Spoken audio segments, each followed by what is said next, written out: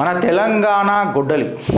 నేను మన రాజాసింగ్ భాయ్ని తెలంగాణ హిందువుల గొడ్డలి అని చెప్తా. సడన్ గా ఏమైందన్నా రాజాసింగ్ అని పెట్టినామంటే, ఉత్తరాఖండ్ లా హిందువులది ఒక పెద్ద మీటింగ్ అయింది. మన విశ్వ హిందూ పరిషత్ చేపట్టిన ఒక ప్రోగ్రామానికి మహా పంచాయత్ అని చెప్పి ఒక ప్రోగ్రామ్ చేసి అందులో బీజేపీ లీడర్ మన తెలంగాణకు చెందిన హిందూ హృదయ సామ్రాట్ రాజాసింగ్ గారిని కూడా పిలిపించిండ్రు. రాజాసింగ్ పోయిందంటే ఊకనే వస్తాడా, గొడ్డలు తీసి చీల్చి వస్తాడు. అసలు మీటింగ్ ఎందుకు అయింది అని అంటే, ఉత్తరాఖండ్ అనేది దేవ్ భూమి అని అంటారు. ఈ దేవ్ భూమిలో ఇల్లీగల్ లైన్ పెట్టుకోర్రి. నేను మస్జిద్లు ఎందుకు వచ్చినాయి అని అనలే, ఇల్లీగల్ మస్జిద్లు ఎందుకు వచ్చినాయి అని అన్న.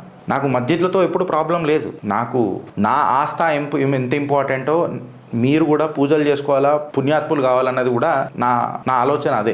నా సెక్యులరిజం నీ సెక్యులర్ మీదనే డిపెండ్ అవుతుంది. నేను ఇట్లనే ఉంటా, నువ్వు మాత్రం నాకు అట్లనే ఉండాలని అంటే ఈయనేది లేదా. లివర్లు పంచర్లు అవుతాయి బిడ్డ, కలేజాలు పంచర్లు అవుతాయి. అంత సీన్ లేదాడ. మాకు కూడా నీకెన్ని సెక్షన్స్ తెలుసో అదే రాజ్యాంగం నాకు కూడా అన్నే సెక్షన్స్ ఇచ్చింది. బికాస్ నీ ఇంటికి నా ఇల్లు ఎంత దూరమో నా ఇంటికి నీ ఇల్లు కూడా అంతే దూరం. సో నేను చెప్తున్న క్లారిటీ ఏందని అంటే, ఉత్తరాఖండ్లో మస్జిద్లు ఎన్ని ఉన్నాయన్నది నాకు సంబంధం కాదు. ఇల్లీగల్ మస్జిద్లు ఉంటేనే నాకు ప్రాబ్లం. దాని మీదనే మహాపంచాయతీ పెట్టి ఉత్తరాఖండ్లో సుమారు ఒక 500 మంది మీటింగ్కి వచ్చి, ఆ 500 మంది మీటింగ్లా ఉత్తర్వులు ఏం జారీ చేసుకున్నారంటే, ఎస్పెషలీ ఈ ఇల్లీగల్ మస్జిద్ల వల్ల మనకు ప్రాబ్లం అవుతుంది, మన పిల్లలు లవ్ జిహాద్ కి గురవుతున్నారు, ఇష్టం వచ్చినట్టు ఇడగొడుతున్నారు, బటేంగేతో కటేంగే అని చెప్పి వీళ్ళు మాట్లాడారు. రాజాసింగ్ గారు మాట్లాడుకుంటే ఏమన్నారంటే, చీఫ్ మినిస్టర్ ధామి గారు ఎవరైతే ఉన్నారో చాయ్ పే చర్చ మన యోగి ఆదిత్యనాథ్ గారితో ఒకసారి చేసి, ఈ బుల్డోజర్లు ఇల్లీగల్ మస్జిద్ల మీద ఎట్లా దింపాలనో కూడా జరా దీని మీద ఆలోచించాలా అని చెప్పి మన తెలంగాణ హిందూ హృదయ సామ్రాట్, హిందూ ఇక గొడ్డలి, ప్రత్యర్థులకు గొడ్డలి ఆయన తన స్పీచ్లో చెప్పిండు.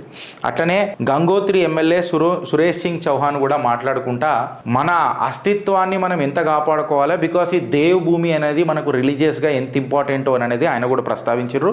సుమారు ఒక 500 మంది ఈ మీటింగ్కి పార్టిసిపేట్ అయినరు. మహా పంచాయతీ అయింది.